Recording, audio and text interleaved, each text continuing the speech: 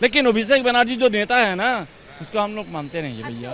बहुत दुख की बात है, वो लोग मेरा बात শুনতে নেই।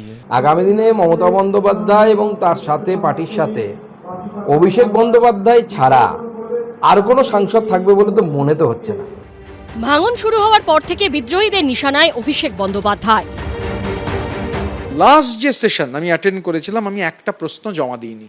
তার কারণ হচ্ছে হঠাৎ করে এই কলকাতার ক্রাউন প্রিন্স সে তার দিল্লির রিংমাস্টার আমাদের ডেকে বলল যে আর কেউ কোনো প্রশ্ন দিতে পারবেন না। এই পরিস্থিতিতে যারা এখনো মমতা বন্দ্যোপাধ্যায় তৃণমূলে রয়েছে তাদের একাংশের সঙ্গে অভিষেক বন্দ্যোপাধ্যায়ের সংঘাত বাজছে। শনিবার সন্ধ্যায় মমতা বন্দ্যোপাধ্যায়ের কালীঘাটের বাড়িতে বসে তৃণমূলের কর্মসমিতির বৈঠক।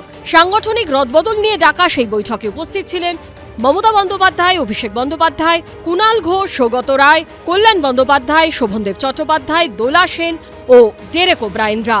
তৃণমূল সূত্রে খবর, ওই বৈঠকে মমতা বন্দ্যোপাধ্যায়ের সামনেই কুণাল ঘোষের চ্যালেঞ্জের মুখে পড়েন অভিষেক বন্দ্যোপাধ্যায়। বৈঠকে সংগঠনের রদবদল সংক্রান্ত কয়েকটি বিষয় অতি দ্রুত পদক্ষেপ করার কথা বলেন কুণাল ঘোষ। দাবিগুলি সেই মুহূর্তে মানতে রাজি হননি অভিষেক বন্দ্যোপাধ্যায়। তিনি বলেন এ বিষয়ে পরে আলোচনা হবে। তৃণমূল সূত্রে খবর, তখন কুণাল ঘোষ অভিষেক বন্দ্যোপাধ্যায়কে বলেন লেবু কচলে তেতো করবে না। এরপর অভিষেক বন্দ্যোপাধ্যায় কুণাল ঘোষকে বলেন সুমিত রায় সম্পর্কে আপনি সংবাদ মাধ্যমে বিরূপ বিবৃতি দিয়েছেন। কুণাল ঘোষ বলেন 100% বলেছি, কারণ সুমিত রায় দলের কেউ নন এবং তাকে কোনোভাবেই আমি দলের তরফে বিবৃতি দিয়ে ডিফেন্ড করতে পারবো না। অভিষেক বন্দ্যোপাধ্যায় বলেন আপনি আমার সম্পর্কেও বিরূপ মন্তব্য করেছেন।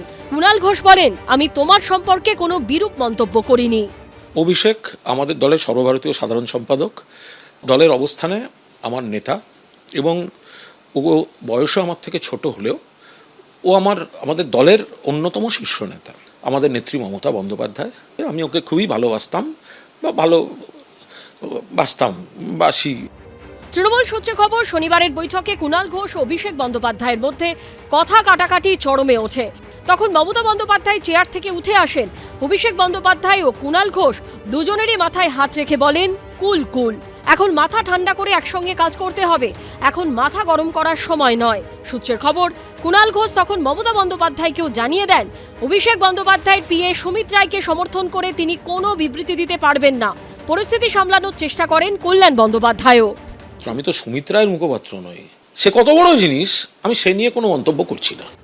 অভিষেক বন্দ্যোপাধ্যায়ের আপ্তসহায়ক সুমিত রায়ের খোঁজে শুক্রবার গভীর রাতে অভিষেক বন্দ্যোপাধ্যায়ের কালীঘাট রোডের বাড়িতে যায় শালবনী থানার পুলিশ। সূত্রের খবর, 4 ঘন্টা ধরে ডাকাডাকি সত্ত্বেও দরজা না খোলায় ভাঙা হয় তালা। পুলিশের দাবি, জমি জালিয়াতি ও প্রতারণা মামলায় ধৃত প্রাক্তন তৃণমূল বিধায়ক সুজয় হাজরাকে জেরা করে উঠে এসেছে অভিষেক বন্দ্যোপাধ্যায়ের আপ্তসহায়ক সুমিত রায়ের নাম। এরপরই সুমিত রায় সম্পর্কে ক্ষোভ উগরে দেন কুণাল ঘোষ।